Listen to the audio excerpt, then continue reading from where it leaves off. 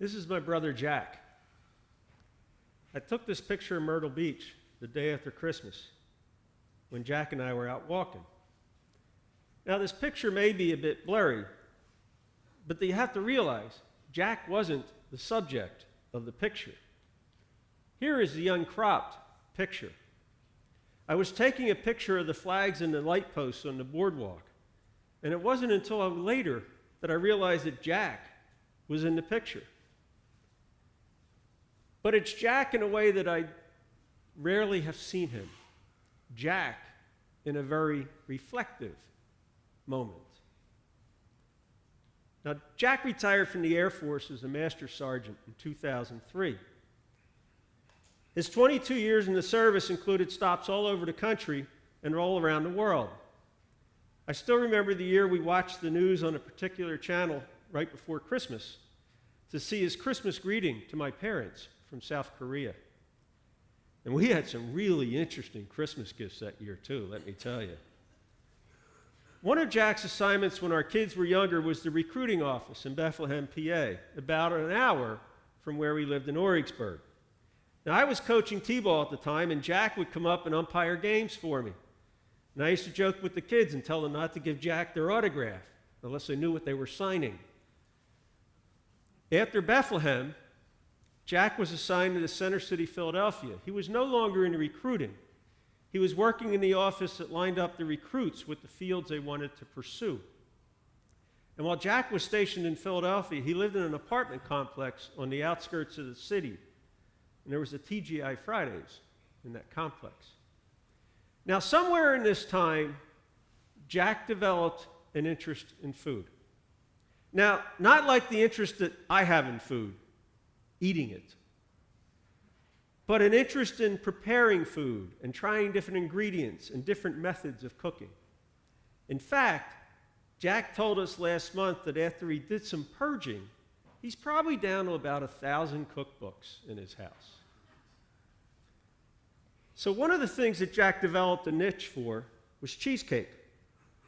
All kinds of different flavors of cheesecake, which is kind of ironic because he doesn't eat dessert. But when he was in Philadelphia, it was not unusual for Jack to make somewhere between 150 and 200 cheesecakes every year at Christmas time. Some he would sell, and some he would give as gifts.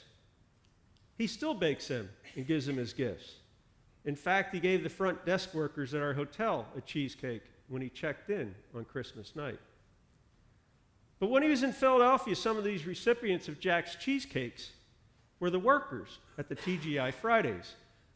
See, Jack was something of a regular there. Think Norm from Cheers. And would give the staff cheesecakes as a way of showing his appreciation for their work. So as life in the military works, Jack was transferred out of this assignment in Philadelphia and sent to Texas. Eventually, he used some of his leave time to come back and see my mom and dad and the rest of us. And during that leave, he went back to that TGI Fridays to see the manager and learned that person was transferred to a different location in the area. So Jack went to that location, asked the hostess if he could see the manager. The hostess asked her his name. And Jack said, "You tell her that her favorite cheesecake baker is here."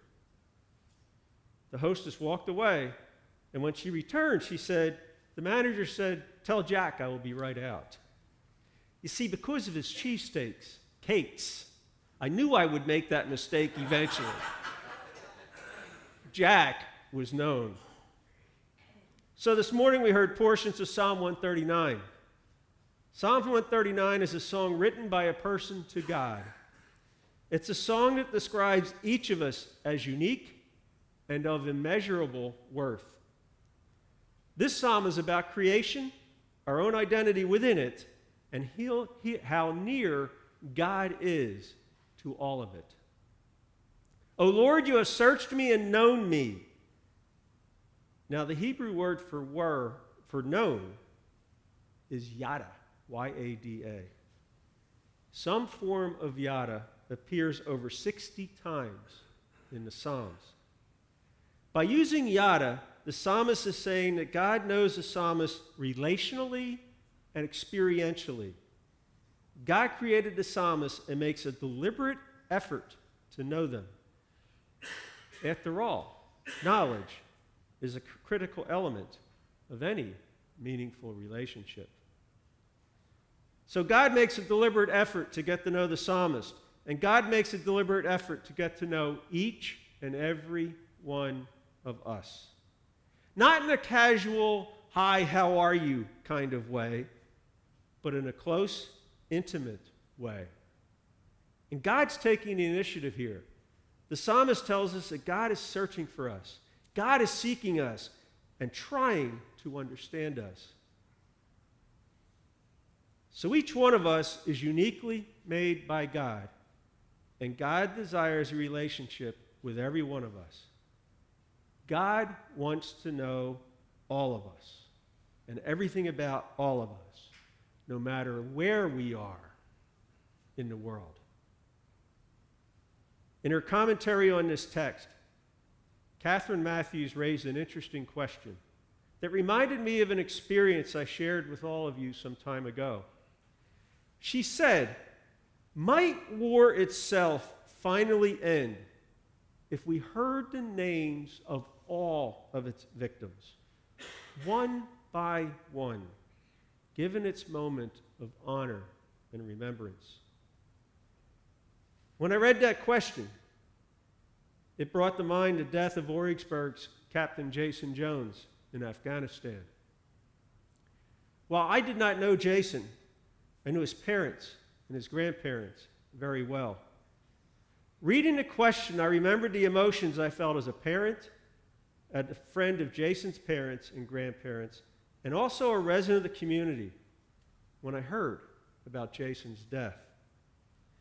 And I remember how we as a community mourned from when we learned of his death until a little over 2 weeks later when we held a ceremony to raise the flag in the square to full staff after Jason was laid to rest at West Point.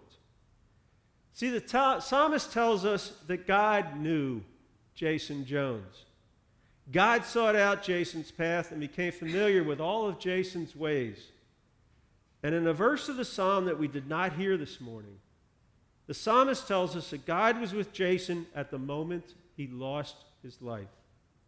Verses 7 to 11 make clear it doesn't matter where we are. God is with us. If we ascend to heaven, God is there. If we descend and make our bed in Sheol, God is there. Even the darkness is not dark for God. The night is as bright as the day, the psalmist tells us. The most frightening places we can imagine are filled with the presence of God abiding with us. Matthew's question reminded me of a thought I had soon after that.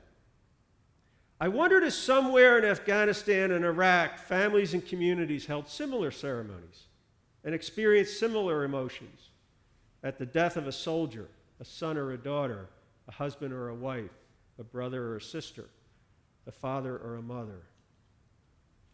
What if we truly got to know them as people sought out and known by God, no different than anyone else?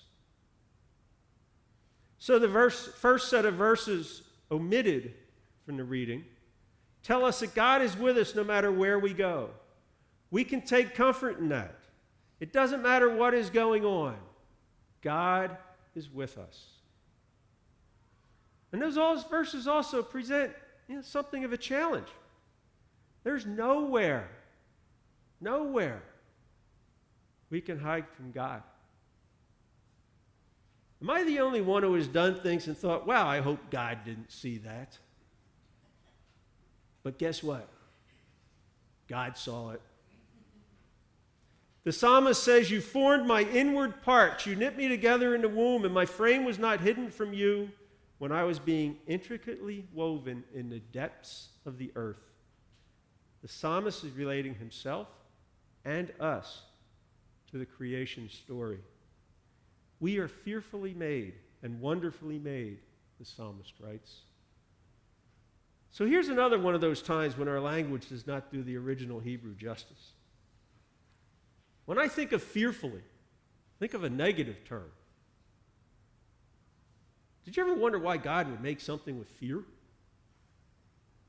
The Hebrew word here is yara, Y-A-R-A, which encompasses a larger meaning of awe, reverence, respect, and honor. So rather than fearfully, a better word may be reverently. Wonderfully comes from the root pala, P-A-L-A, meaning to be different, striking, and remarkable, and outside the power of human comprehension. It's a word used repeatedly to describe the acts of God on behalf of humanity. So verse 14 is telling us we're reverently made. We are different. We are striking and remarkable and beyond anything we can possibly comprehend. The psalmist is describing every one of us, no matter our age, no matter our gender identity or sexual orientation, no matter our race, no matter our citizenship, no matter who we are or where we are in life's journey, every one of us is striking and remarkable. And our text ends with verse 18. The psalmist is speaking about God's thoughts.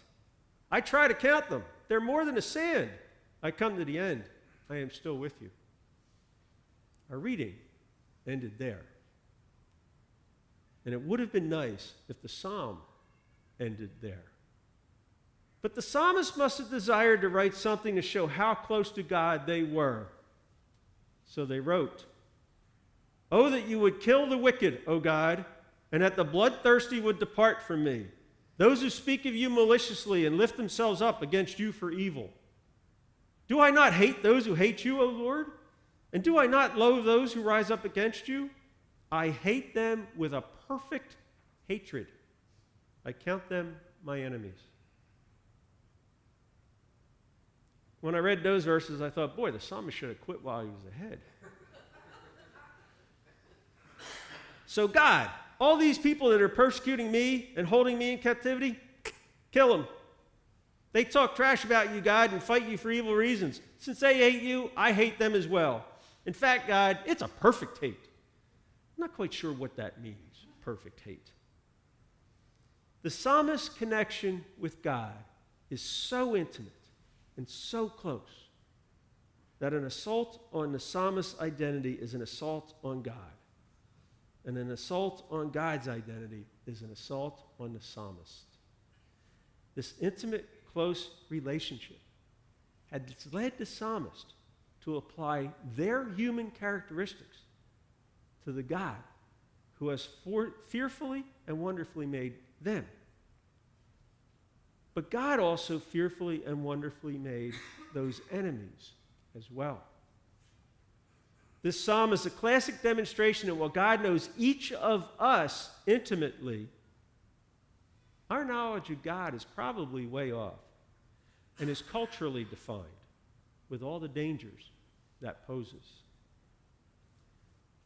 I think after those verses were written, the psalmist walked away from the desk and came back a while later to finish the psalm. Because the last two verses are, "Search me, O God, and know my heart. Test me and know my thoughts. See if there is any wicked way in me, and lead me in the way everlasting." So I think the psalmist reconsidered those previous verses and just forgot to delete them. To that restaurant manager at that TGI Fridays, Jack was known because of his cheesecakes. For all of us, God knows us because we were reverently, differently, and remarkably made by God. And God has an intimate relationship with us. God is with us no matter where we go.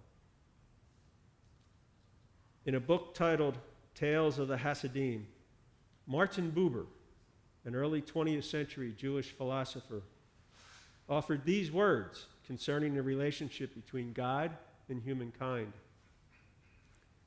Where I wander, you. Where I ponder, you. only you, you again, always you. You, you, you. When I am gladdened, you. When I am saddened, you. Only you. You again. Always you. You, you, you. Sky is you. Earth is you. You above, you below. In every trend, at every end, only you. You again. Always you. You, you, you. Amen.